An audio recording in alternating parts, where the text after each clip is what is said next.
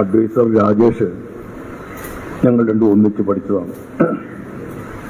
അതിൻ്റെ പേരിലാണ് എന്നെ ഈ പരിപാടിയിലേക്ക് ക്ഷണിച്ചത്.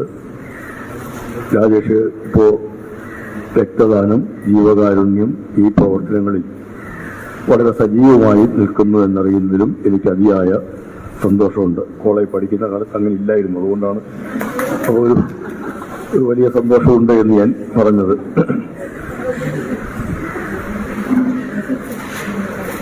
ഏറ്റവും പ്രധാനപ്പെട്ട ഒരു കാര്യം തന്നെയാണ് നമുക്ക് ഇത്തരം ചില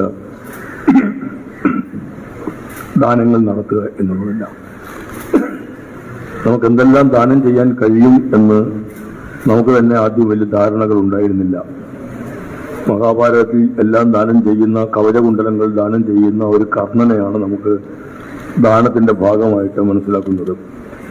ദാനം ചെയ്തു കഴിയുമ്പോഴേക്കും അത് കർണന്റെ പതനത്തിലേക്ക് എത്തുകയും ആയിരുന്നു. അപ്പോൾ നമ്മൾ അങ്ങനെയൊന്നും ദാനം ചെയ്യാൻ പാടില്ല എന്നും ചിലതെല്ലാം ദാനം ചെയ്താൽ പ്രയാസമുണ്ടാവുമെന്നും നമ്മൾ തന്നെ വല്ലാത്ത ഒരു ദുരിതത്തിലേക്ക് ആയിത്തീരുമല്ലോ എന്നുമെല്ലാമുള്ള ചിന്തയും നമ്മുടെയൊക്കെ ഉള്ളിലേക്ക് കടന്നുകൂടി. എന്നാൽ വിലയേറിയ പലതും നമുക്ക് നൽകാൻ കഴിയുമെന്നും അങ്ങനെ കഴിഞ്ഞാൽ മറ്റൊരുപാട് ജീവിതങ്ങളെ സഹായിക്കാൻ കഴിയും എന്നുകൂടി മനസ്സിലാക്കുന്നിടത്താണ് നമ്മൾ ജീവരക്തം എന്ന് വിളിക്കുന്ന നമ്മുടെ സിരകളിൽ ഒഴുകുന്ന രക്തത്തെ ദാനം ചെയ്യുന്നതിലേക്ക് എത്തിയത്. നമുക്ക് അതിനൊരു വിശദാംശങ്ങളിലേക്ക് കടക്കേണ്ട കാര്യമില്ല. ഏറ്റവും പ്രധാനമായി നമ്മളെല്ലാം കണക്ക് കൂട്ടുന്നത് നമ്മുടെ ജീവിതത്തെയാണ്. അതിനേക്കാൾ വിലപിടിപ്പുള്ള ഒന്ന് നമ്മുടെ ആരുടെയും കൈകളിൽ ഇല്ല.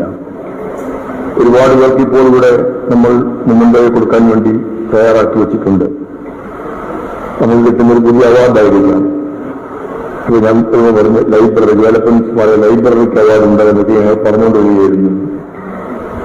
അവാർഡ് കിട്ടിയിട്ടുള്ളതായിരിക്കാം ഈ പരിപാടിയിൽ പങ്കെടുക്കുന്നതിന് പങ്കും ആൾക്കാരും. നമുക്കെല്ലാവർക്കും ഒരു അവാർഡ് കിട്ടിയിട്ടുണ്ട്. അതിനേക്കാൾ വലിയൊരു അവാർഡ് നമുക്കാർക്കും കിട്ടാനും ഇല്ല. ലോകത്തെ ഏറ്റവും വിലയേറിയ, വലുപ്പമേറിയ അല്ലെങ്കിൽ പ്രാധാന്യമേറിയ അവാർഡ് ചിലപ്പോൾ നോബൽ സമ്മാനത്തെ പറയാറുണ്ട്, അല്ലെങ്കിൽ ഓസ്കാർ അവാർഡ്, ഇങ്ങനെ ഒരുപാട് അവാർഡുകളെ കുറിച്ച് പറയാറുണ്ടല്ലോ. അതിനേക്കാളൊക്കെ വലുതായ ഒരു അവാർഡ് നമ്മൾക്ക് ലഭ്യമായിരിക്കുന്നത് ജീവിക്കാൻ ഒരവസരം കിട്ടി എന്നുള്ളതാണ്. അതിനേക്കാൾ വലിയൊരു അവാർഡ് നമുക്ക് ആർക്കും കിട്ടാനില്ല. ഈ അവാർഡാണ് എനിക്കും നിങ്ങൾക്കും കിട്ടുള്ള ഏറ്റവും വലിയ അവാർഡ്, ജീവിക്കാൻ ഒരു അവസരം കിട്ടി എന്നുള്ളത്. അടുത്ത ഒരു ജന്മത്തിൽ ഇതിനേക്കാൾ നന്നായി ജീവിക്കാം എന്ന് തീരുമാനിച്ചാൽ അങ്ങനെ ജനിച്ച ഒരാളെക്കുറിച്ചും നമുക്ക് അറിയുകയില്ല. അടുത്ത ജന്മത്തിൽ ആരായിത്തീരുമെന്ന് നമുക്കാർക്കും പറയാനും പറ്റുന്നില്ല. നമ്മൾ ആരെങ്കിലും കഴിഞ്ഞ ജന്മത്തിൽ എന്തായിരുന്നു എന്ന് നമുക്കറിയുകയും ഇല്ല. അപ്പൊ പുനർജന്മം എന്നൊക്കെയുള്ള ചിലരുടെയൊക്കെ വിശ്വാസത്തിന്റെ ഭാഗമായി മുന്നോട്ടെ. പക്ഷേ എന്നാൽ ഈ ജന്മം എന്നുള്ളതാണ് ഏറ്റവും ശാശ്വതമായ ഒരു കാര്യം. അതിന് നമുക്ക് എങ്ങനെ ഫലപ്രദമാക്കി മാറ്റാൻ കഴിയും എന്നുള്ളതാണ് നമ്മൾ കാണേണ്ടത്. നമ്മൾ എല്ലാവരും നന്നായി ഒരുങ്ങി ഇറങ്ങാറുണ്ട്. അത് ചെറിയ കാര്യമോ ഒരു മോശമൊന്നുമല്ല. സാധാരണ ഇതിന് വ്യത്യസ്തമായി ഞാൻ രഞ്ജിത്തിനെ കാണുമ്പോൾ തന്നെ ഞാൻ ചോദിച്ചു, രഞ്ജിത്തിന് ആകെ ഒരു മാറ്റത്തിറക്കാണല്ലോ വന്നിരിക്കുന്നത് എന്ന്.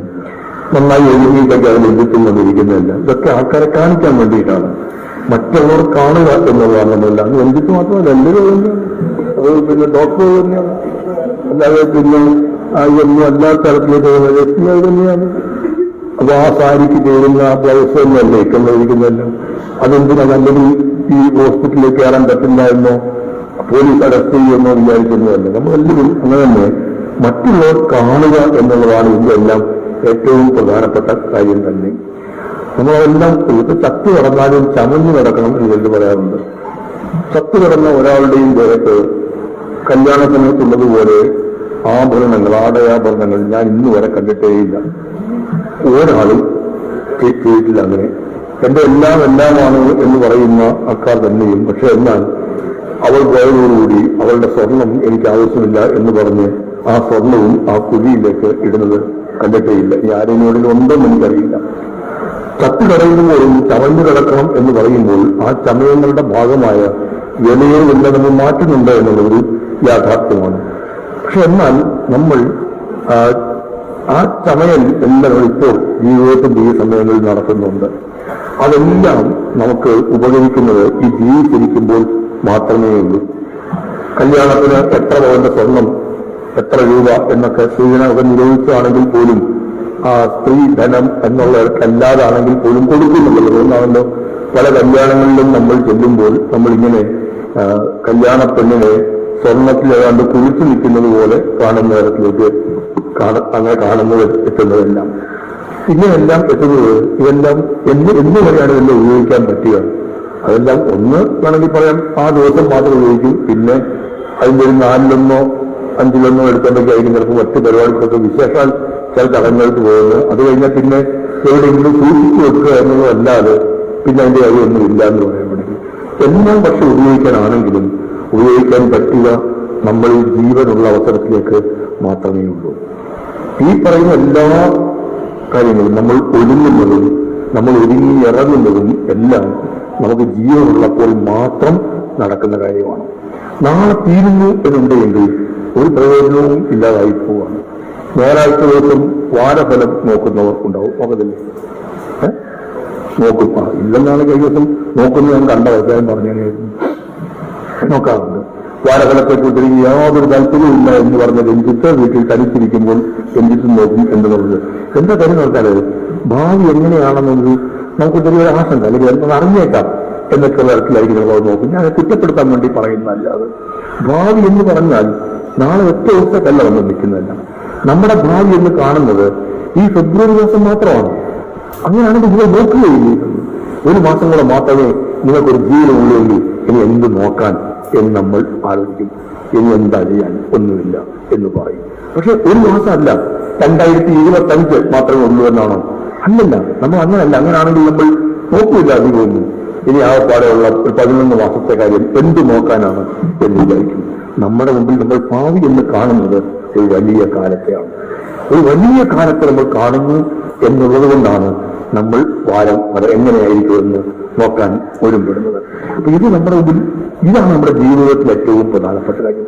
ജനിക്കുന്നത് മുതൽ മരിക്കുന്നത് വരെയുള്ള ഈ ഒരു അവസരത്തെയാണ് നമ്മൾ ആയുസ് എന്ന് കണക്കുകൂട്ടുന്നത്.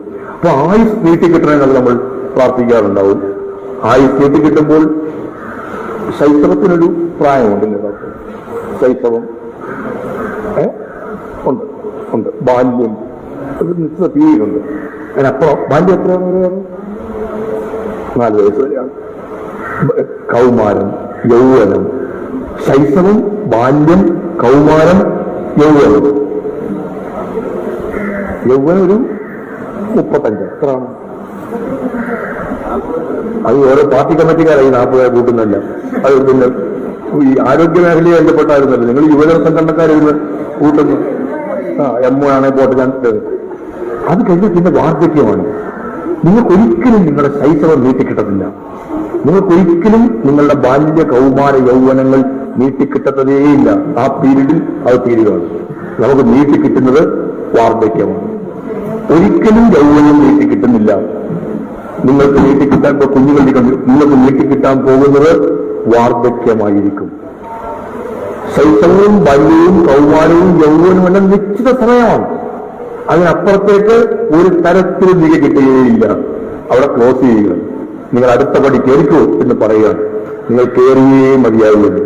ഗോതലതിന്റെ എത്രമാത്രം കറുപ്പ് വരി പൂശിയാലും, പക്ഷേ എത്രയെല്ലാം മുടി കറപ്പിച്ചിട്ടും താടി കറപ്പിച്ചിട്ടും മീശ കറപ്പിച്ചിട്ടും ഒന്നും നിങ്ങൾക്ക് നിങ്ങളുടെ യൗവനത്തിന്റെ പീരീഡിനെ അതിൽ നിന്ന് ഞങ്ങൾക്ക് ഇച്ചിരി നാളുകൂടെ ജീവിക്കുന്നുണ്ട്, ഞാൻ വാർദ്ധക്യം അതിന്റെ കുറച്ചെടുത്തോളാം, എനിക്കിപ്പോ പ്രൊമോഷൻ വേണ്ട, ഞാൻ ഇവിടെ തന്നെ ഇരുന്നോളാം എന്ന് പറയുന്ന ജീവനക്കാരുണ്ട്.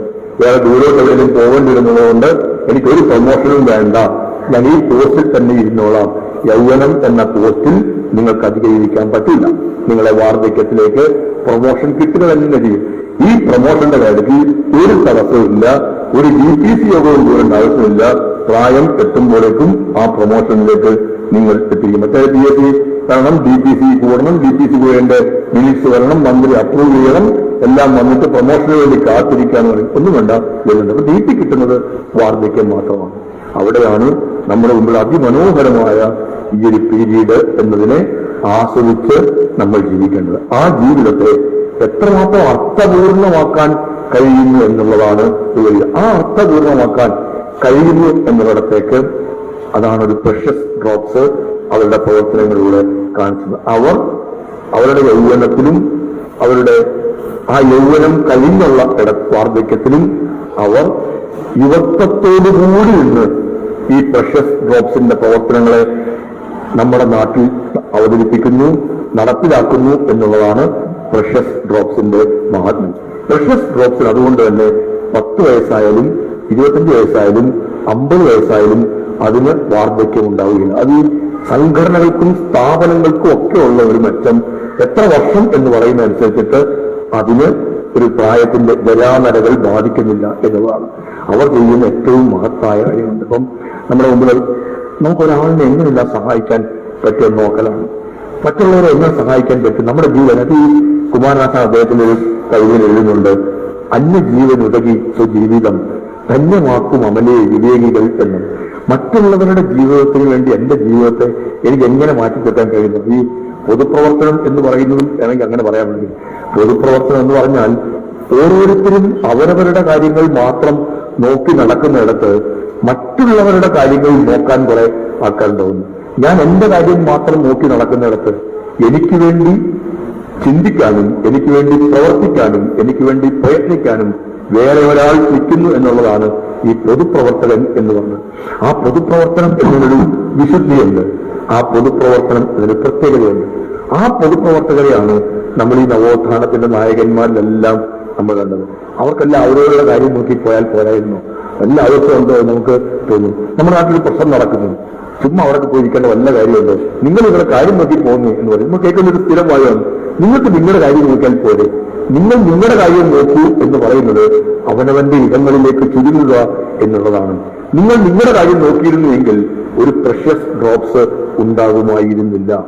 നിങ്ങൾ നിങ്ങളുടെ കാര്യം മാത്രം നോക്ക് എന്ന് പറഞ്ഞിരുന്നെങ്കിൽ നമ്മുടെ സമൂഹത്തിൽ ഇങ്ങനെ വീടുണ്ടാക്കി കൊടുക്കുന്നതിനും കിഡ്നി രോഗികൾക്ക് ഡയാലിസിസ് ചെയ്ത് കൊടുക്കുന്നതിന്, രക്തം കിട്ടാൻ ബുദ്ധിമുട്ടായി നിൽക്കുന്നവർക്ക് രക്തം കൊടുക്കുന്നതിന് ഒരാളും ഉണ്ടാകുമായിരുന്നില്ല. അങ്ങനെ ഉണ്ടാകാതെ വരുന്നിരുന്നെങ്കിൽ എത്രയോ പേരുടെ ജീവിതങ്ങൾ ദുരിതപൂർണമാകുമായിരുന്നു. തിരികെ എന്ത് കിട്ടും എന്ന് നോക്കിയിട്ടാണോ ഇതൊക്കെ ചെയ്യേണ്ടത്? അങ്ങനെ നോക്കുന്നതാണ് എനിക്ക് നമ്മൾ എന്ത് ചെയ്യുന്നതും അതിന്റെ ഒരു പലിശ കൊല്ലം തിരിച്ചു കിട്ടണം എന്നൊരു ചിന്തയോട് കൂടിയിട്ടാണ് നമ്മളെല്ലാം ചെയ്തത്. അത് അമ്പലത്തിലും പള്ളിയിലും കാണിക്കിട്ടാൽ പോലും നമ്മൾ കരുതുന്നത് കിട്ടണം എന്നുള്ളതാണ്. അതുകൊണ്ടാണ് ചില കാര്യക്കെല്ലാം ചിലത് റേറ്റ് കൂടുന്ന, അതുകൊണ്ടാണ് ചില പൂജകൾ നടത്തുന്നതിന് റേറ്റ് കൂടുതലാണ്. എന്നാൽ അത് കൂടുതൽ ബലം കിട്ടും എന്നുള്ളതാണ്. ചില സ്കീമിൽ ചേർന്നാൽ കൂടുതൽ പൈസ കിട്ടും എന്ന് പറയുന്നത് പോലെയാണ്. നമ്മളെല്ലാം നിക്ഷേപമാണ്. അമ്പലത്തിലുള്ള നിക്ഷേപമാണ്, പള്ളിയിൽ നിക്ഷേപമാണ്, നമ്മുടെ കുഞ്ഞുങ്ങളുടെ പഠിപ്പിക്കുന്നത് അതും ഒരു നിക്ഷേപമാണ്. നാളെ ഇതെല്ലാം തിരിച്ചു കിട്ടണം എന്ന തരത്തിലാണ് നമ്മളെല്ലാം നിക്ഷേപിക്കുകയാണ് അങ്ങോട്ടേക്കെല്ലാം. അപ്പൊ ഈ തിരിച്ചു കിട്ടുക എന്നത് വലിയ കൽപ്പിക്കണം. അങ്ങനെ ചെയ്തു കഴിഞ്ഞാൽ അതല്ല നമ്മൾ അങ്ങനെ തിരിച്ചു കിട്ടുക എന്നതല്ല. പ്രഷ്യസ് ഡ്രോപ്സ് 10 കൊല്ലം കൊണ്ട് ആ പ്രവർത്തനം രാജേഷൊക്കെ 20 തവണ ഞങ്ങൾ കളിയാക്കും ഇതൊക്കെ പറഞ്ഞെങ്കിൽ പോലും ഞങ്ങൾക്ക് വളരെയധികം അഭിമാനവും സന്തോഷവും എല്ലാം തോന്നാറുണ്ട് ഇതിനെക്കുറിച്ചെല്ലാം. ഇത്രയും കാര്യങ്ങൾ ചെയ്യാൻ കഴിയുമെന്നുള്ളത് ഒരു ചെറിയ കാര്യം. ഞാൻ രാവിലത്തെയും എന്റെ ഒരു മീറ്റിംഗിൽ പറഞ്ഞു, ഞാൻ 2024 13 തവണ പിരിക്കാൻ വേണ്ടി ഇറങ്ങി. ആ പിരിയിൽ ഇറങ്ങിയത് പാർട്ടി പിരിയൊന്നുമല്ല ഇറങ്ങിയത്, ഡിപ്പാർട്ട്മെന്റിൽ എന്ത് പിരിക്കാനാണ് അതുമല്ല ഇറങ്ങിയത്. ഞാൻ ഇറങ്ങിയത് കിഡ്നി കരൾ രോഗികളുമായി അവരെ സഹായിക്കാൻ വഴിയാണ്. ഞാൻ 3 ദിവസം കൊണ്ട് കണക്കെല്ലാം നോക്കി 13 തവണ ഇറങ്ങിയപ്പോൾ 19 രോഗികൾക്ക് വേണ്ടിയിട്ടാണ് ഞാൻ ഇറങ്ങിയത്. ഞാൻ ഇതിന്റെ ഓർഗൻ ട്രാൻസ്പ്ലാന്റിന്റെ നോഡൽ ഓഫീസർ ആലപ്പുഴ മെഡിക്കൽ കോളേജിൽ ജോലി ചെയ്യുന്ന ഡോക്ടർ നോബിൾ ഗ്രേഷ്യസ് എന്ന് പറയുന്ന ഡോക്ടറാണ്. ഞാൻ അദ്ദേഹത്തോടും ചോദിച്ചു, ഡോക്ടർ ഈ കിഡ്നി രോഗങ്ങൾ കൂടുകയാണല്ലേ എന്ന്. കാരണം ഞാൻ കോളേജിൽ പഠിക്കാൻ പോയത് പന്തളം NSS കോളേജിലാണ്. അങ്ങനെയാണ് ഈ രാജേഷൊക്കെ ആയിട്ട് സൗഹൃദം ഉണ്ടാവുന്നത്. ഞാൻ പോകുമ്പോൾ എന്റെ നാട്ടിലോ, എന്റെ നാടൊരു പൂർണ്ണമായി ഗ്രാമപ്രദേശമാണ്, അവിടെ അങ്ങനെ ഒരു പ്രൈമറി ഹെൽത്ത് സെന്റർ മാത്രമേ ഉള്ള ഒരിടമാണ്. ഞാൻ പോകുന്ന ആ ഒരു 25-30 കിലോമീറ്റർ ചുറ്റളവിൽ വരുന്ന സ്ഥലങ്ങൾ ഒന്ന് അടൂരും മാവേലിക്കരയും കായംകുളവും പന്തളവും ഒക്കെയാണ്. ഇവിടങ്ങളിലും ഒരിടത്ത് പോലും അന്ന് ഒരു ഡയാലിസിസ് സെന്റർ ഇല്ല. ഡയാലിസിസ് എന്ന വാക്കുപോലും നമ്മുടെ നാട്ടിൽ അങ്ങനെ ഉച്ചരിക്കുന്നില്ല. എന്റെ നാട്ടിലൊരാളിനെ പാമ്പ് കടിച്ചപ്പോൾ അദ്ദേഹത്തെ കോട്ടയവും കഴിഞ്ഞുള്ള ഏതോ ഒരു ആശുപത്രിയിൽ കൊണ്ടുപോയി എന്നും, കൊണ്ടുപോയ കൂട്ടത്തിൽ അത് എന്റെ അച്ഛനടക്കം കൊണ്ടുപോകുന്നുണ്ട്. ആ കൊണ്ടുപോയിട്ട് തിരിച്ചവർ വരാൻ വേണ്ടി കാത്തെല്ലാവരും ഇങ്ങനെ രാത്രിയിൽ മണ്ണിളക്കും കപ്പിച്ചിരിക്കുന്നൊക്കെ ഓർമ്മയുണ്ട്. തിരിച്ചു വരുമ്പോഴേക്കും അവർ പറയുന്നുണ്ട് ഒരു പ്രത്യേകമായ ഒരു രക്തം മാറ്റുന്ന പരിപാടിക്ക് ഇതേകാരിയാണ്. അങ്ങനെയാണ് ഞങ്ങൾക്ക് ഈ വാക്ക് കേൾക്കുന്ന സ്കൂളിൽ പഠിക്കുമ്പോൾ ഡയാലിസിസ് എന്നുള്ള വാക്ക് തന്നെ. ഞാൻ കോളേജിൽ പഠിക്കുമ്പോഴും ഡയാലിസിസ് എന്ന വാക്ക് സുപരിചിതം ആയിരുന്നില്ല. പക്ഷെ ഇന്ന് എന്റെ പഞ്ചായത്ത് അടക്കമുള്ളിടങ്ങളിൽ ഡയാലിസിസ് സെന്ററുകൾ ഉണ്ട്. ഡയാലിസിസ് ചെയ്യേണ്ടുന്ന രോഗികളുടെ എണ്ണം കൂടുന്നു എന്ന് പറഞ്ഞാൽ, അല്ലെങ്കിൽ ഡയാലിസിസ് സെന്ററുകൾ കൂടുന്നു എന്ന് പറഞ്ഞാൽ അതിന്റെ അർത്ഥം അത്രമേൽ നമ്മളുടെ ചികിത്സാ മേഖല പുരോഗമിച്ചു എന്നത് മാത്രമല്ല, അത്രമേൽ രോഗികളുടെ എണ്ണം കൂടുന്നു എന്ന് കൂടിയിട്ടാണ്. ഇത് ഒരു വല്ലാത്ത ദുരന്തമാണ്. എന്തുകൊണ്ട് ഇതെല്ലാം സംഭവിക്കുന്നു? ഞാൻ ഈ ഡോക്ടർമാരോടും ചോദിച്ചൊരു കാര്യം അതാണ്, എന്തുകൊണ്ട് ഇതെല്ലാം സംഭവിക്കുന്നു. ഒരു 2-3 ആഴ്ച മുമ്പ് ചെങ്ങന്നൂരിൽ ഒരു മീറ്റിംഗിൽ ഞാൻ പങ്കെടുക്കണം. ഡോക്ടർ KM ചെറിയാനൊരു ആദരവ് കൊടുക്കലാണ്. പക്ഷെ തലേ ദിവസമായപ്പോഴും അദ്ദേഹത്തിന് വരാൻ പറ്റുന്നില്ല, അദ്ദേഹത്തിന് ഒരു പനി ബാധിച്ചു എന്ന് അറിയിച്ചു. മീറ്റിംഗ് നടന്നു. മീറ്റിംഗിൽ ഞാൻ പങ്കെടുക്കുമ്പോൾ ആ യോഗത്തിൽ പ്രസംഗിച്ച ഒരാൾ ഡോക്ടർ MV പിള്ളയാണ്. ഡോക്ടർ MV പിള്ള ലോകത്തെ ഏറ്റവും പ്രശസ്തരായ ഓങ്കോളജി രംഗത്തെ വിദഗ്ധരാണ്. അത് ക്യാൻസർ രോഗ വിദഗ്ധരാണ്. ഡോക്ടർ MV പിള്ളയെ കുറച്ച് എളുപ്പത്തിൽ മനസ്സിലാക്കാൻ മല്ലിക സുകുമാരന്റെ സഹോദരനാണ്, ഈ പൃഥ്വിരാജിന്റെയൊക്കെ അമ്മാവനാണ്. ഡോക്ടർ MV പിള്ള അമേരിക്കയിലെ ബയോ ക്ലിനിക്കിൽ ഏറ്റവും പ്രശസ്തനായ ഡോക്ടറാണ്. അദ്ദേഹം ഈ ചെങ്ങന്നൂരിൽ ആ മീറ്റിംഗിൽ പ്രസംഗിച്ചിട്ട് പറഞ്ഞു, കേരളത്തിന്റെ ഓരോ മേഖലയിലും പ്രത്യേക ഇനം ക്യാൻസറുകൾ വർദ്ധിക്കുകയാണ്. അപ്പോൾ ഒരു മേഖലയിൽ നമുക്ക് ചില പ്രത്യേക മേഖലകളിൽ പ്രത്യേക ഭക്ഷണം എന്നൊക്കെ പറയുന്നത് പോലെ തലശ്ശേരിയുടെ ദം ബിരിയാണി എന്ന് പറയുന്നത്, മോണാട്ടുകരക്കാരുടെ വിഭവം എന്ന് പറയുന്നവരും കുട്ടനാടുകാരന്റെ അപ്പവും താറാവ് കറിയും എന്നൊക്കെ പറയുന്നത് പോലെ ചില ക്യാൻസറുകൾ ചില മേഖലയിൽ വ്യാപിക്കുന്നു. ഞങ്ങളൊക്കെ എന്നെപ്പോലെ കുറേയേറെ പേർ, ഡോക്ടർമാരല്ല അല്ലാതുള്ളവരെല്ലാം വളരെ ഞെട്ടലോടൊക്കെ കേട്ടുകൊണ്ടിരിക്കുന്നതെല്ലാം. ഞാൻ അദ്ദേഹത്തോട് ചോദിച്ചു, എന്തുകൊണ്ടാണ് ഇതിങ്ങനെ കൂടുന്നു എങ്കിൽ അദ്ദേഹവും പറഞ്ഞു, ഭക്ഷണം ജീവിതശൈലി ഏറ്റവും പ്രധാനപ്പെട്ട ഒരു കാര്യമാണ് എന്ന്. നോക്കൂ, നമ്മുടെ ഭക്ഷണം തന്നെ നമ്മളെ കൂടുതലായി രോഗികളാക്കിക്കൊണ്ടിരിക്കുന്ന ഒരിടത്ത്, കിഡ്നി കരൾ രോഗികളുടെ എണ്ണം കൂടിക്കൊണ്ടിരിക്കുന്ന ഒരിടത്ത് നമ്മൾ വലിയ മുന്നേറ്റങ്ങൾ നടത്തിക്കൊണ്ടിരിക്കുന്നു പറയുമ്പോഴും നമ്മുടെ ജീവിതം തകർന്നു പോയിക്കൊണ്ടേയിരിക്കുന്ന ഒരിടത്ത് വലിയ ഇടപെടലുകൾ അത്യന്താപേക്ഷിതമാണ്. പ്രഷ്യസ് ഡ്രോപ്സ് ഇത്തരമൊരു പരിപാടി സംഘടിപ്പിക്കുമ്പോൾ അവരുടെ പരിപാടിയുടെ മെച്ചത്തിന്റെയും മേന്മയുടെയും കാര്യം മാത്രമല്ല, രോഗാതുരമായിക്കൊണ്ടിരിക്കുന്ന ഒരു സമൂഹത്തെക്കുറിച്ചുള്ള ഒരു മുന്നറിയിപ്പ് കൂടി ഈ സംഘടന നമ്മുടെ മുമ്പാകെ വെക്കുന്നു എന്നുള്ളതാണ് ഞാൻ അതിൽ നിന്ന് മനസ്സിലാക്കുന്നത്. അങ്ങേയറ്റം അപകടകരമായ സ്ഥിതിവിശേഷത്തിലേക്ക് നമ്മൾ പോകുന്നത്. ഇപ്പം ആരോഗ്യ മേഖലയിലെ വിദഗ്ധരൊക്കെ ഇരിക്കുന്നുണ്ടല്ലോ. ഞാൻ കഴിഞ്ഞ ദിവസം റിപ്പോർട്ട് ചെയ്യാൻ കണ്ടു, നമ്മുടെ ലോകത്ത് നമ്മൾ ഏറ്റവും വലിയ മെച്ചത്തിലേക്കൊക്കെ എത്തിയത് ചില മരുന്നുകളുടെ കണ്ടുപിടുത്തമാണ്. അതിൽ സുപ്രധാനമായ കണ്ടുപിടുത്തം പെൻസിലിൻ കണ്ടുപിടിച്ചതാണ്. പെൻസിലിൻ കണ്ടുപിടിച്ചത് എനിക്കറിയാം, അതുകൊണ്ട് ക്ലാസ്സിൽ കയറണമായിരുന്നു. ഈ വന്ന കാര്യത്തിന് യാതൊരു മാർഗവും അതിനകത്ത് ഇനിയില്ല. അലക്സാണ്ടർ ഫ്ലെമിംഗ് എന്ന് പറയുന്ന ഒരാളാണ് ഈ പെൻസിലിൻ കണ്ടുപിടിച്ചത്. ലോകത്തെ ജനങ്ങളുടെ ജീവിതത്തെ അതിഗംഭീരമായി സ്വാധീനിച്ച ഒരു കണ്ടുപിടുത്തമാണ്. ഇന്ത്യക്ക് ഒരു പ്രത്യേകതയുണ്ട് ഈ പെൻസിലിൻ കണ്ടുപിടിച്ചതുമായിട്ട് ബന്ധപ്പെട്ടിട്ട്. ഈ കസ്തൂർബ ഗാന്ധിക്ക് ഭയങ്കരമായ ബ്രോങ്കൈറ്റിസ് രോഗമായിരുന്നു. അപ്പൊ കസ്തൂർബ ഗാന്ധി ഒരു ക്രിട്ടിക്കൽ സ്റ്റേജിലേക്ക് എത്തുന്നു. ഡോക്ടർമാരെല്ലാം ഏതാണ്ട് കൈയൊഴിയുന്ന മട്ടിലേക്ക് എത്തി. എങ്ങനെയെങ്കിലും കസ്തൂർബയുടെ ജീവൻ രക്ഷിക്കണം എന്നെല്ലാവർക്കും ആഗ്രഹമായി. ബ്രിട്ടീഷുകാരിലായ ചിലർ പോലും വന്ന് നോക്കി എങ്ങനെ സഹായിക്കാൻ പറ്റുമെന്നൊക്കെ നോക്കി. ഒരു രക്ഷയുമില്ല. എല്ലാവരും അപ്പൊ ഇടയ്ക്ക് പറഞ്ഞു, ഒരു മരുന്ന് കണ്ടുപിടിക്കപ്പെട്ടിട്ടുണ്ട്, ഈ മരുന്ന് കൊണ്ടുവന്നാൽ കസ്തൂർബയുടെ ജീവൻ രക്ഷിക്കാം. ഏതാണ് മരുന്ന്? പെൻസിലിനാണ്. പെൻസിലിൻ അപ്പോൾ ഇന്ത്യയിൽ കിട്ടില്ല. പെൻസിലിൻ എങ്ങനെ ഇന്ത്യയിലേക്ക് എത്തിക്കാൻ പറ്റും എന്നുള്ള പരിശ്രമങ്ങളായി. ആ പരിശ്രമത്തിനൊടുവിൽ കൊണ്ടുവരാനുള്ള ആലോചനയൊക്കെ നടത്തി. കൊണ്ടുവരാം, അന്ന് ഇന്ത്യയിൽ എന്തെങ്കിലും കൊണ്ടുവരാനുള്ള ബ്രിട്ടീഷുകാരും ഗവൺമെന്റിനെ സഹായിക്കാമെന്നൊക്കെ പറയുമ്പോഴേക്കും ഒരു ഉടക്ക് വീഴും. ഒരാൾ എതിർത്തു അതിനെ. വേറെ ആരും തന്നെ എതിർത്തത്, സാക്ഷാൽ മഹാത്മാഗാന്ധി തന്നെ എതിർത്തു. ഗാന്ധിജി പറഞ്ഞു, വിദേശ വസ്ത്രങ്ങൾ ബഹിഷ്കരിക്കാൻ, വിദേശ ഉൽപ്പന്നങ്ങൾ ബഹിഷ്കരിക്കാൻ ആഹ്വാനം ചെയ്തിട്ട് നിൽക്കുമ്പോൾ ഞാൻ എങ്ങനെ എന്റെ ഭാര്യയ്ക്ക് വേണ്ടി വിദേശ മരുന്ന് വാങ്ങും?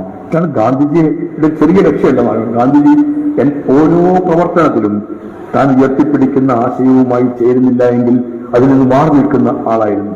ആണ് ഗാന്ധിജിയുടെ പ്രത്യേകത. നമുക്ക് പറഞ്ഞപ്പം ഗാന്ധിജി ഒരു പേരിന് വേണ്ടി മാത്രം ഉപയോഗിക്കുന്ന ഒന്നായി ഗാന്ധിജി എന്നുള്ളത് മാറി. മാലിന്യങ്ങൾ നീക്കാൻ വേണ്ടി ഗാന്ധിജിയുടെ പദം ഉപയോഗിക്കും. ബാക്കി പ്രധാനപ്പെട്ട കാര്യങ്ങൾക്കൊന്നും ഗാന്ധിജി ഉപയോഗിക്കപ്പെടുക. അത് മഹാന്മാർക്കെല്ലാം പറ്റുന്ന ഒരു കാര്യമാണ്. ഇപ്പൊ നിങ്ങൾ നോക്കും, മിക്കവാറുള്ള വീടുകളിലൊക്കെ ഇന്നും ഒരു വീടിന്റെ പാലുകാശ് എന്ന് പറഞ്ഞ് അടങ്ങി പോയി 5-6 ബുദ്ധന്മാരാണ് അവിടെ ഇവിടെ എല്ലാം ഇരിക്കുന്നതല്ല. കണ്ണടച്ചൊരു ബുദ്ധൻ കിടപ്പുമുറിയിലും ഇരിക്കുന്നുണ്ട്. എല്ലായിടത്തും കണ്ണടച്ചാണ് ഇരിക്കുന്നത് കൊണ്ട് കുഴപ്പമില്ല. പക്ഷെ ബുദ്ധൻ വ്യാപകമായി കയറി വന്നുകൊണ്ടിരിക്കുകയാണ്. ബുദ്ധ പ്രതിമകൾ കൂടുകയും ബുദ്ധചിന്തകൾ കുറയുകയും ചെയ്തുകൊണ്ടിരിക്കുകയാണ്. ആർക്കും അറിയാൻ വയ്യ ഈ ബുദ്ധൻ എന്താണ് പറഞ്ഞതെന്ന് പോലും ഒരു പിടിയുമില്ല. അതിമനോഹരമായി ലൈറ്റൊക്കെ ചെയ്യുന്ന ആളുടെ ഞാൻ പറഞ്ഞു, അതെനിക്ക് ഇന്നലെ ഒരാൾ കൊണ്ടുവന്ന് തന്നതാണ്. എവിടെ ഒക്കെ നോക്കിയപ്പോൾ ഇവിടെയാണ് ഏറ്റവും നല്ല സ്ഥാനം എന്ന് നോക്കി. ആ ഇലക്ട്രീഷ്യൻ ഒരു ബൾബും കൂടി ഫിറ്റ് ചെയ്തിട്ടുണ്ടെന്ന് പറഞ്ഞു. ഇന്ന് കേരളത്തിൽ ഏറ്റവും കൂടുതൽ വീടുകളിലുള്ള ഒരു പ്രതിമ ആരുടെയാണെന്ന് ചോദിച്ചാൽ ബുദ്ധന്റെ പ്രതിമയാണ്. ആ പ്രതിമയുടെ 100ൽ ഒരംശം പോലും ബുദ്ധ ചിന്തകൾ നമ്മുടെ ആരുടെയും മനസ്സിലില്ല എന്നുള്ളത് വല്ലാതെ. എല്ലാം നമുക്ക് പ്രതിമകളാക്കപ്പെടുക എന്ന തരത്തിലേക്ക് കാണിക്കുന്നത്. ഇവിടെ ഞാൻ അതിലേക്കൊന്നും കടക്കല്ല. ഗാന്ധിജി പറഞ്ഞു ഈ മരുന്ന് ഞങ്ങൾക്ക് വേണ്ട എന്ന് പറഞ്ഞു. അപ്പൊ ആകെ ഞെട്ടിപ്പോയി എല്ലാവരും. ഗാന്ധിജി ചോദിച്ചു, ബാബുജി അതിൽ ശരിയാണോ? ഒരു നിഴൽ പോലെ അങ്ങയോടൊപ്പം നടന്ന ആളാണ് കസ്തൂർബാ ഗാന്ധി.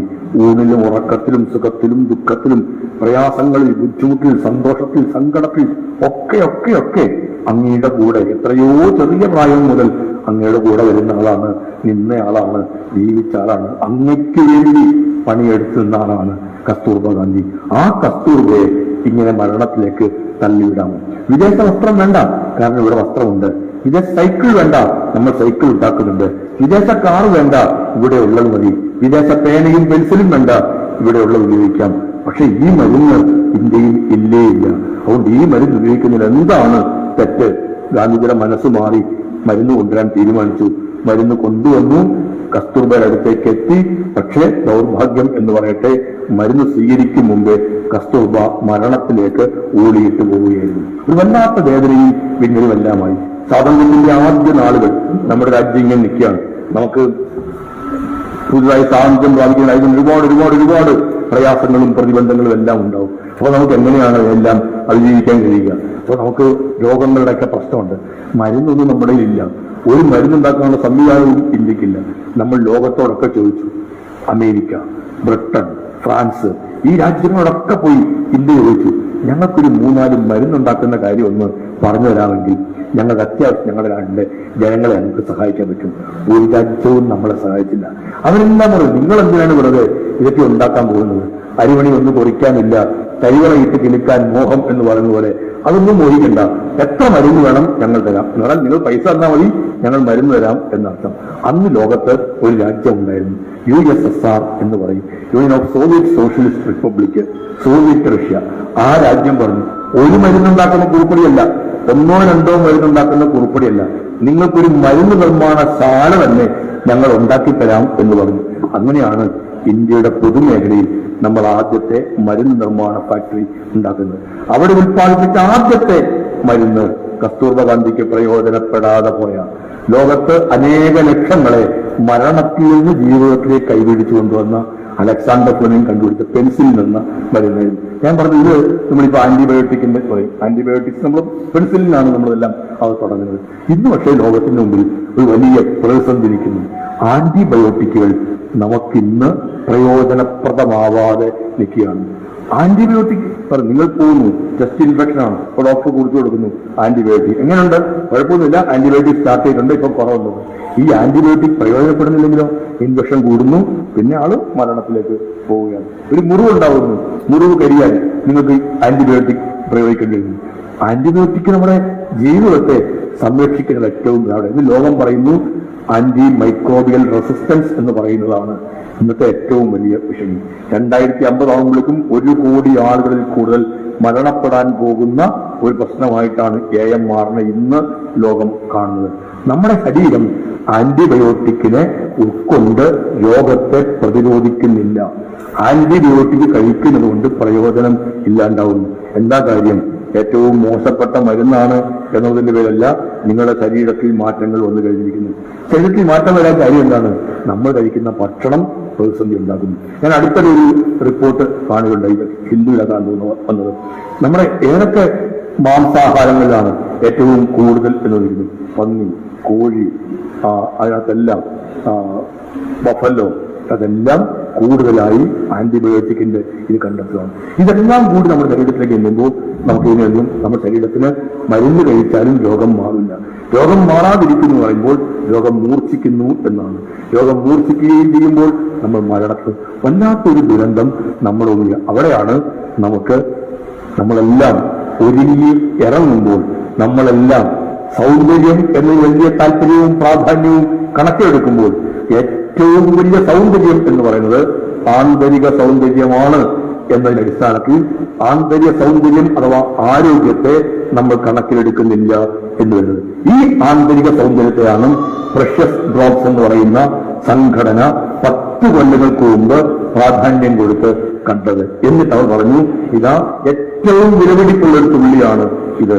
ആ തുള്ളി നൽകുന്നത് ഏറ്റവും മൂല്യമേറിയ ഈ തുള്ളി, രക്തത്തുള്ളി എന്നുള്ളത് ഓരോരുത്തരുടെയും ജീവിതത്തിന്, മറ്റുള്ളവരുടെ ജീവിതത്തിന് ഉപകരിക്കും. ഇത് നമ്മുടെ രക്തത്തുള്ളി മാത്രമല്ല, നമ്മുടെ മനസ്സിൽ കൂടി അതുണ്ടാകേണ്ടതുണ്ട്. ഒരു പ്രഷ്യസ് മൈൻഡ് കൂടി ഉണ്ടായാൽ, പ്രഷ്യസ് ഡ്രോപ്സ് ഉണ്ടായത് ഒരു സംഘം ആളുകളുടെ പ്രഷ്യസ് മൈൻഡ് കൊണ്ട് ഉണ്ടായതാണ്. അവരുടെ മനസ്സിൽ അങ്ങനെ ഉണ്ടായി എന്നുള്ളതിന്റെ പേരാണ്. ആ മനസ്സാണ് ഈ പേരിൽ സംഘടനയ്ക്ക്. അതുകൊണ്ട് ആ സംഘടന ഒരുപാട് കാര്യങ്ങൾ ചെയ്തു. നമ്മൾ ജീവകാരുണ്യം എന്നൊക്കെ പറയുന്ന നിരവധിയായ പ്രവർത്തനങ്ങളിലേക്ക് അവർ ഏർപ്പെട്ടു. അവരെല്ലാം പ്രഷ്യസ് ഡ്രോപ്സിന്റെ മുഴുവൻ പ്രവർത്തകരെയും ഹൃദയം നിറഞ്ഞ് അഭിനന്ദിക്കാൻ ഞാൻ ഈ അവസരം വിനിയോഗിക്കുന്നു. നമ്മളുടെ ജീവിതത്തിന് പിന്തുണയും പിൻബലവും അനിവാര്യമാണ്. ആ അനിവാര്യത ഈ കാലഘട്ടം നമ്മളെല്ലാം കയ്യിൽ മൊബൈൽ ഫോണൊക്കെ ഉള്ള കാലമാണ്. ഇതൊക്കെ നിങ്ങളൊന്ന് നോക്കണം. എല്ലാം സെർച്ച് ചെയ്യുന്ന കൂട്ടത്തിൽ ഇതുകൂടിയൊക്കെ നിങ്ങൾ നോക്കണം. AMRനെ കുറിച്ച് ഈ പറഞ്ഞത് ഒന്ന് നോക്കണം. ഏറ്റവും പുതിയ കുറെ സ്റ്റഡികളുണ്ട്, അതെല്ലാം നിങ്ങൾ നോക്കണം. നമ്മുടെ ഭക്ഷണമാണ് ഏറ്റവും വലിയ വില്ലൻ. അതുകൂടി പറഞ്ഞ് ഞാൻ അവസാനിപ്പിക്കുകയാണ്. ICMR എന്ന വാക്ക് കേരളം കേൾക്കാൻ തുടങ്ങുന്നത് കോവിഡിന്റെ കാലത്താണ്.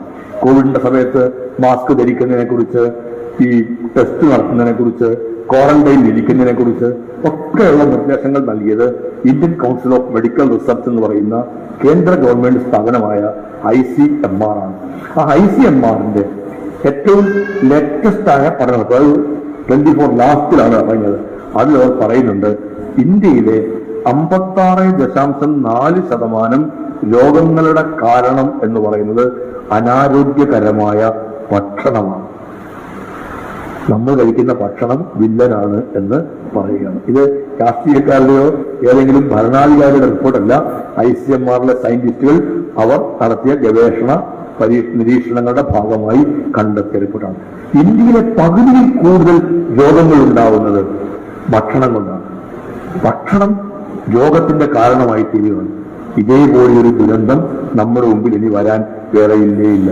നമ്മളെല്ലാം ഭക്ഷണം കഴിക്കുന്നത് വിശപ്പിന് വേണ്ടിയാണ്. മനുഷ്യനുണ്ടായ കാലം മുതൽ ഇന്ന് വരെയുള്ള ഏറ്റവും ഗുരുതരമായ പ്രശ്നം അസുഖിക്കുന്നത് വിശപ്പ് തന്നെയാണ്. ആധുനിക മനുഷ്യനുണ്ടായത് 3 ലക്ഷം വർഷങ്ങൾക്ക് മുമ്പാണെന്ന് പറയാറുണ്ട്. ഇനി കുറച്ചുകൂടെ അപ്പുറത്തിൽ ആധുനികം വേണ്ട, അത് പഴഞ്ചനായിക്കോട്ടെ. എന്ന് മനുഷ്യനുണ്ടായോ അന്ന് മുതൽ ഇന്ന് വരെയും മനുഷ്യൻ അഭിമുഖീകരിക്കുന്ന ഏറ്റവും പ്രമുഖമായ പ്രശ്നം വിശപ്പാണ്. ആ വിശപ്പിന്റെ പരിഹാരമാണ് ഭക്ഷണം. ആ ഭക്ഷണം 56.4% രോഗങ്ങളുടെ കാരണമാണ്. ഇവിടെയാണ് നമ്മൾ ഗൗരവതരമായ ചില ചിന്തകളും നിലപാടുകളും നടപടികളും സ്വീകരിക്കേണ്ടത്. ഭക്ഷണത്തിന്റെ കാര്യത്തിൽ മാത്രം നമ്മൾ ഗൗരവം കാണിക്കുന്നില്ല. വസ്ത്രത്തിന്റെ കാര്യത്തിൽ, വാഹനത്തിന്റെ കാര്യത്തിൽ, വീടിന്റെ കാര്യത്തിലൊക്കെ നമ്മളെല്ലാം താല്പര്യം കാണിച്ചു. ഇതെല്ലാം മറ്റുള്ളവരെ കാണിക്കാൻ വേണ്ടിയാണ് എന്നുള്ള കാര്യത്തിൽ ഒരു തർക്കവും വേണ്ട. വീടാകെ അലങ്കോലമായി കിടക്കുമ്പോൾ നമ്മൾ കുഞ്ഞുങ്ങളെ വഴക്ക് പറയാറുണ്ട്. വീട്ടിൽ നിന്ന് പറയും, ആരെങ്കിലും വന്ന് കണ്ടാൽ എന്തു പറയും എന്ന് പറയും. ഇതെല്ലാം മറ്റുള്ളവർ കാണുക എന്നുള്ളതാണ്. വസ്ത്രം ധരിക്കുന്നതും മറ്റുള്ളവർ കണ്ടാൽ നമ്മളെ മോശമാക്കരുത്, മോശമായി തോന്നരുത്. അല്ലാതെ വേറെ ഞാൻ മറ്റൊരാളിനെ കാണിക്കാൻ എന്ന് പറഞ്ഞല്ല. ഇതുകൊണ്ടാണ് മറ്റൊരാൾ നമ്മളെ കണ്ടാൽ മോശമാണെന്ന് തോന്നി അങ്ങനൊരു സങ്കല്പം. അങ്ങനെ അതുകൊണ്ട് അവർ മുടി ചെയ്യുന്നു, കണ്ണടയിൽ നോക്കുന്നു, ഒത്തോ എന്ന് വീണ്ടും നോക്കുന്നു. വീട്ടിലുള്ള മറ്റുള്ളവരോട് ശരിയായോ ഒന്നുകൂടെ നോക്കി എന്ന് പറയുന്നു. അതൊക്കെ വേറൊരാൾ കണ്ടാൽ മോശമാകരുതെന്ന് പറയുന്നതാണ്. വാഹനത്തിന്റെയും വസ്ത്രത്തിന്റെയും വീടിന്റെയും കാര്യത്തിൽ ആ ഗൗരവം കാണിക്കുമ്പോൾ മോശമാവാൻ പാടില്ലാത്ത ഒന്ന് നമ്മുടെ ആരോഗ്യമാണ്, നമ്മുടെ ജീവിതമാണ്.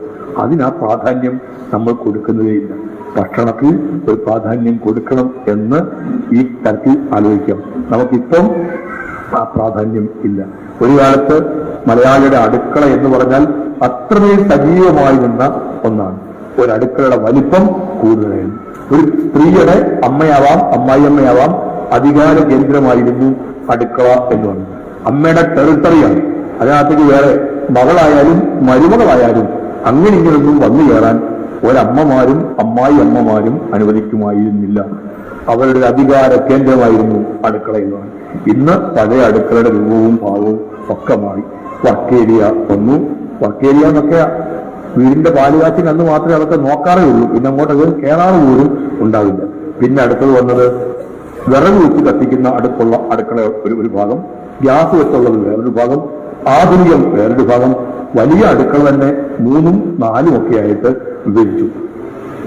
വിറക് വെച്ച് കത്തിക്കുന്ന അടുക്കള എപ്പോഴാണ് പുറത്തു പോകാൻ പറ്റുക എന്ന് നോക്കിയാണ് ഇപ്പം ഓരോ വീട്ടിലും നിൽക്കുന്നത്. അടുക്കള ചെറുതായി, അടുക്കളയുടെ പ്രാധാന്യം കുറഞ്ഞു. അടുക്കളയുടെ പ്രാധാന്യം കുറഞ്ഞപ്പോൾ നമുക്ക് ഗുണമൊന്നും അല്ല ഉണ്ടായത്. എന്റെയൊക്കെ നാട്ടിൽ പണ്ട് പറയുമായിരുന്നു, 10,000 പെറും ചക്കി കുത്തും അമ്മ വെക്കും ഞാൻ ഉണ്ണും എന്ന്. അങ്ങനെയുള്ളവർ വിളിക്കുന്നത് ഉണ്ണാമൻ എന്നായിരുന്നു. ഇതുപോലൊരു മോശം വാക്ക് വേറെ ഉണ്ടായിരുന്നില്ല. ഉണ്ണാമൻ. ഒരു പണിയും ചെയ്യാതെ തിന്നുന്നവരെ വിളിക്കുന്ന പേരായിരുന്നു ഉണ്ണാമൻ. എങ്ങനെ നെല്ലുണ്ടാവുന്നത്? 10,000 പെറ്റതാണ്, അറിയില്ല എങ്ങനെയാണ്. പിന്നത് ചക്കി കുത്തി അമ്മ വെച്ചു ഞാൻ ഉണ്ടു. എന്റെ ജോലി ഉണ്ണുക എന്നുള്ളത് മാത്രമാണ്. അതുകൊണ്ട് ഉണ്ണാമന്മാരും ഉണ്ണാമികളും എന്ന് പറഞ്ഞാൽ സമൂഹത്തിൽ തന്നെ ഒരു അവജ്ഞ, അവഗണന, ആർക്കും ഒരു അംഗീകാരം ഇല്ല. ഇന്ന് 10,000 പെറുന്നുമില്ല, ചക്കി കുത്തുന്നുമില്ല, അമ്മ വെക്കുന്നുമില്ല. നമ്മൾ കുത്തുന്നുണ്ട്, അത് മൊബൈലിനകത്താണ്. ആ മൊബൈലിനകത്ത് കുത്തുന്നു, ബൈക്കിൽ ആൾ വീട്ടിൽ കൊണ്ടുവരുന്നു, വായിക്കിട്ട് പൊളിക്കുന്നു, ഒരു പ്ലേറ്റും സ്പൂണും മാത്രം മതി എന്നതിലേക്ക് എത്തി. ഒരമ്മയും വെക്കാൻ മെനക്കെടുന്നതേയില്ല. പുതിയ പുതിയ ആപ്പുകൾ വന്നു കഴിഞ്ഞു. അതനുസരിച്ച് ഡൗൺലോഡ് ചെയ്തു. അതിനകത്തൊന്ന് കുത്തിയാൽ നിങ്ങൾക്ക് ഏത് സാധനം വേണം വീട്ടിലെത്തും എന്നത്. 25 കൊല്ലം മുമ്പ് ആപ്പ് എന്ന് പറഞ്ഞാൽ ഞാനൊരു ആപ്പ് തയ്യാറാക്കിയിട്ടുള്ളത് ആർക്ക് വെക്കാനാ എന്ന് ചോദിക്കുമായിരുന്നു. ആപ്പ് എന്ന് പറഞ്ഞാൽ ഒരു മോശപ്പെട്ട കാര്യമായിട്ടാണ് 1/4 നൂറ്റാണ്ട് മുമ്പ് കണ്ടത്. ഇനി ഞാൻ പറയുക, ഞാനൊരു ആപ്പ് ഉണ്ടാക്കിയിട്ടുള്ളതാൽ കൊടുകൈ കൊള്ളാം, ഗംഭീരം, എന്താണ് ആ ആപ്പ് എന്ന് ചോദിക്കുകയാണ്. 25 കൊല്ലം മുമ്പ് ഒരു പാറപണിയൽ എന്നതുപോലെയായിരുന്നു വന്നെങ്കിൽ ആപ്പിന്റെ ഇത്ര വാക്കുകളുടെയൊക്കെ മാറ്റം മലയാളി സമൂഹത്തിൽ വന്നിരിക്കുന്നു. നോക്കുക, നമ്മൾ ആപ്പിൽ കുത്തുന്നു, ആള് കൊണ്ടുവരുന്നു, നമ്മൾ കഴിക്കുന്നു. ഉണ്ണാമന്മാരുടെ പുതിയ വെർഷനാണ് ഞാനും നിങ്ങളും ഇപ്പൊ വന്ന് നിൽക്കുന്നില്ല.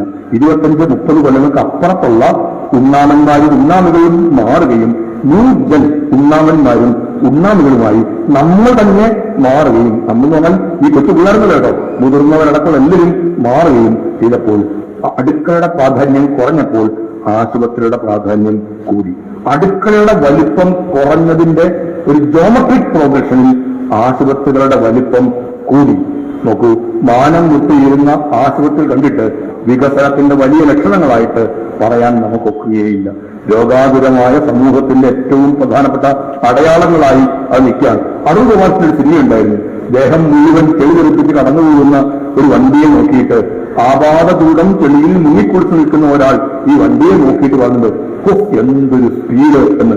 ഇവന്റെ അണ്ണാക്കി വരെ വന്ന് കയറ്റിയിരിക്കുന്ന ചെളിയെ കുറിച്ച് അറിയുന്നതേയില്ല. നമ്മൾ ഏതാണ്ട് അതുപോലെ ഭയങ്കരം എന്ന് നമ്മൾ പറഞ്ഞു. നമുക്ക് വന്നു പറ്റിയിരിക്കുന്ന ദുരന്തത്തെക്കുറിച്ച് നമ്മൾ പ്രഷ്യസ് ഡ്രോപ്സ് ഈ മുന്നറിയിപ്പുകളൊക്കെ നമ്മുടെ മുമ്പിലേക്ക് തരികയാണ്. ഇതാ ഞങ്ങൾ ഇതൊക്കെ ചെയ്യുന്നു, അവരെ നമുക്ക് അഭിനന്ദിക്കാം, നിങ്ങളെല്ലാം കൂടി പുകഴ്ത്തു എന്നല്ല പ്രഷ്യസ് ഡ്രോപ്സ് പറയുന്നത്. ഇതാ ഇങ്ങനെയൊക്കെ ചില പ്രശ്നങ്ങൾ നമ്മുടെ മുമ്പിലുണ്ട്. ഇത്രയും പേർക്ക് ഞങ്ങൾ ഡയാലിസിസ് ചെയ്തെങ്കിൽ അത്രയും കിഡ്നി പേഷ്യൻസ് ഇവിടെ ഉണ്ട് എന്ന് നിങ്ങൾ വേറെ അർത്ഥത്തിൽ അതിനെ വായിച്ചെടുക്കുക. ഞങ്ങൾ അനേകായിരം പേർക്ക് രക്തം കൊടുത്തു എങ്കിൽ അത്രയും ബുദ്ധിമുട്ടുകൾ ഇവിടെ ഉണ്ടായി എന്ന് മനസ്സിലാക്കുക. ഞങ്ങൾ ഇത്രയും കരൾ രോഗികൾക്ക് സഹായം കൊടുത്തു പറയുമ്പോൾ ആ എമൗണ്ടിലേക്ക് നിങ്ങൾ നോക്കണ്ട, ഇത്രയും കരൾ രോഗികളുണ്ട് എന്ന് മനസ്സിലാക്കുക. അതുകൊണ്ട് ഇതെങ്ങനെയാണ് നമുക്ക് കുറച്ചു കൊണ്ടുവരാൻ കഴിയുക എന്നതിന് നമ്മൾ നമ്മളെ തന്നെ ശുദ്ധീകരിക്കേണ്ട ഒന്നാണ്. അവിടെ ഏറ്റവും പ്രധാനപ്പെട്ട ഘടകം ഭക്ഷണം തന്നെയാണ് എന്ന് കണക്ക് കൂട്ടുക. ചിക്കൻ വാങ്ങിച്ച് കഴിക്കുമ്പോൾ ആന്റിബയോട്ടിക് ഫ്രീ ആയിട്ട് ഉള്ളിലേക്ക് പോകുന്നുണ്ട്. രോഗം വന്നാൽ ചികിത്സിക്കുമ്പോൾ പ്രയോജനപ്പെടാതെ ഇരിക്കുന്നുണ്ട്. അതുകൊണ്ട് ഒരു ചിക്കനും കഴിക്കേണ്ട ഞാൻ പറയുന്നില്ല, എല്ലാം അതുണ്ടാക്കിയെടുക്കുന്ന എങ്ങനെയെന്നറിയാൻ വയ്യാതെ നാവിന്റെ രുചിക്ക് പിന്നാലെ കീഴടങ്ങിപ്പോകുന്നു എന്നൊരു ദുരന്തമാണ്. പറഞ്ഞു നീണ്ടുപോയി എങ്കിൽ ക്ഷമിക്കുക. ഹൃദയം നിറഞ്ഞ സന്തോഷത്തോടുകൂടി ഇതിന്റെ മുഴുവൻ സംഘാടകരെയും അഭിനന്ദിച്ചുകൊണ്ട് ഈ പരിപാടിയിൽ പങ്കെടുക്കുന്ന മുഴുവൻ പേർക്കും എല്ലാവിധമായ ആശംസകളും നേർന്നുകൊണ്ട് ഞാൻ എന്റെ വാക്കുകൾ അവസാനിപ്പിക്കുന്നു. നന്ദി, നമസ്കാരം.